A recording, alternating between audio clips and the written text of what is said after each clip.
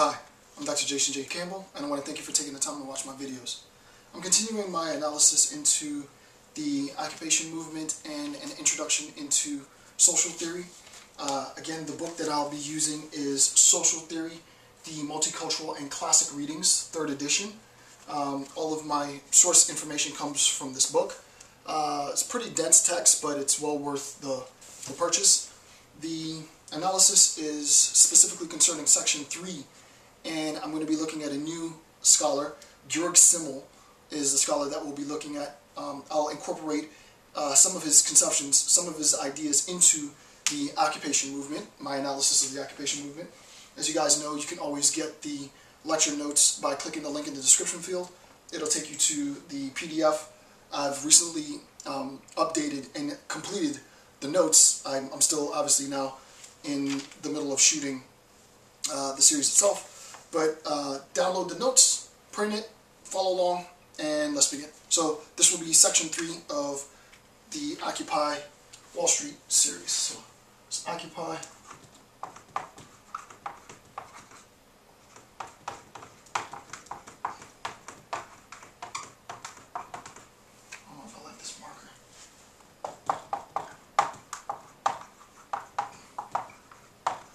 social theory.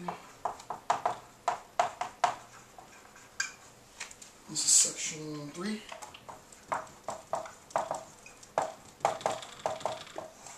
Let me switch out markers.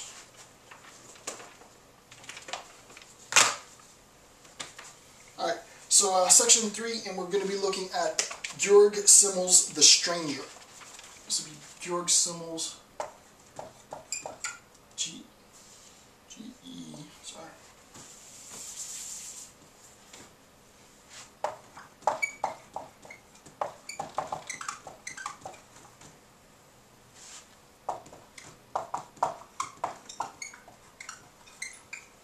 Alright, Georg Simmel's The Stranger.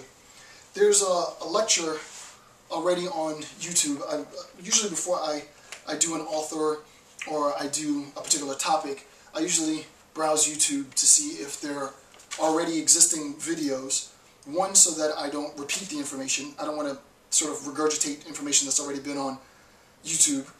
And also, I want to find good alternative information. Not just my lectures, but other lectures or other academic resources that pertain to the topic at hand.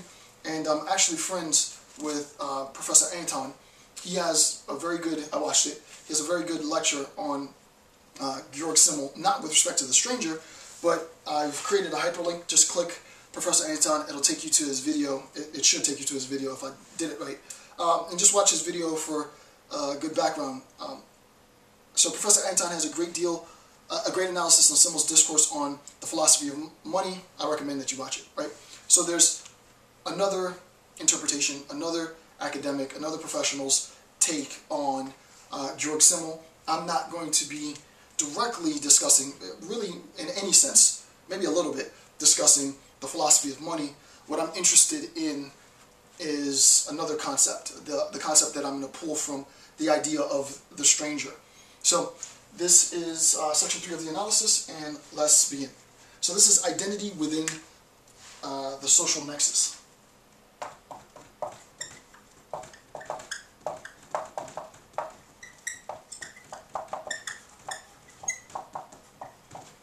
So, identity within the social nexus. Here's a quote from the text.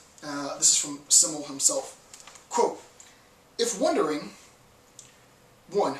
Considered as a state of detachment from every given point in space, is the conceptual opposite," so a detachment from everything else, is the conceptual opposite of attachment to a point, then the sociological form of the stranger, so we're going to be talking about the stranger, presents the synthesis, right? So you think about the idea of being a stranger, before we get deep into it, you think about the idea of being a stranger, and, you know, I'll give you a very mundane example. You're courting your significant other. Your significant other invites you to meet the family for the season. You meet the family, and in a sense you're a stranger in your relation with the family. you're new to your workforce, you just got a new job, you are introduced to your teammates that you'll be working with for the next few years, and you're a stranger to your teammates, and so on, right? So we all have an idea of what it means to be a stranger. What we're going to do in this analysis is to look at a deeper conception of what the idea of being a stranger really means, and also how the idea of the concept of the stranger can be applied to the Occupy movement as such, right? So, if wondering, considered as the state of detachment from every given point in space is the conceptual opposite to attachment to any point, then the sociological form of the stranger presents the synthesis. It's both attachment and detachment. Well, we'll try and make sense of how can one and the same thing both be attached and detached. We'll see in a second. As it were, of both these properties. The stranger will thus not be considered here in the usual sense of the term, right? As the wanderer who comes today and goes tomorrow, but rather as the man who comes today, top of page 13, and stays tomorrow. So we're going to think of it as the man who comes today and stays tomorrow. The potential wanderer who has not quite got over the freedom of coming and going, right? Hasn't quite gotten over the freedom of coming and going.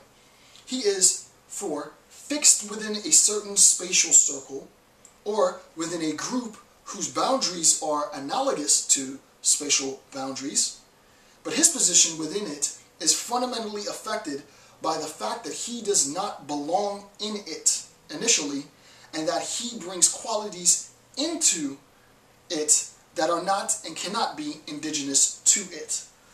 So a very sort of, conceptually abstract passage, right? We're not going to think about the stranger in the traditional sense that we normally think about the stranger. We're going to try and synthesize the idea of the stranger as that individual that is both attached and detached, insofar as the person is attached to this boundary condition. The individual doesn't have a property that the group has. However, the individual does have properties that the group does not have, and it brings that to it. It's pretty spacey, right? It's pretty out there. And the question is, well, what in the world does that mean? This is the whole point of my function in life, right? Is to take something like that, what Georg Simmel is saying, that really, for all practical purposes, just seems paradoxical, maybe even contradictory, which it's not, but it might at least seem that, and try to make sense of it. And not only make sense of it, but to see why it's important to understand it, because it can be used as a tool to help you, to help me, in our participation in the Occupy movement. So, let's slowly break this down. Quick side note before I forget, it's not going to apply to the vast majority of people. There might be one person who watches this video that actually gets what I'm talking about. I'm not going to get into it in any extent. But as you guys know, I'm a bit of a professional nerd and a geek, less of a dork. Well, I guess I'm a dork as well. But the new Thundercats series is out, and it's currently debuting new episodes. And in one of the new Thundercats episodes, it was an episode of The Drifter. The idea behind the episode is that the Drifter is a stranger in this town where Lion-O is trying to discover himself and all this other stuff, right? So the idea of the Drifter as inherent in the community in Thundercats, and this won't make sense unless you've seen the episode, and maybe one of you have seen the episode. It's the new version of the Thundercats, not the version I grew up with. But the new version is pretty good. The idea of the Drifter it's perfect. It formats perfectly over Georg Simmel's account of the stranger. So, just a FYI, if you want to go watch and it's probably the title of the Thundercats episode is probably The Drifter. Okay, so let's try and synthesize some of this sort of dense concept, right? The first thing is that when we're talking about a state of detachment, right, our state of detachment, our state of detachment looks like this.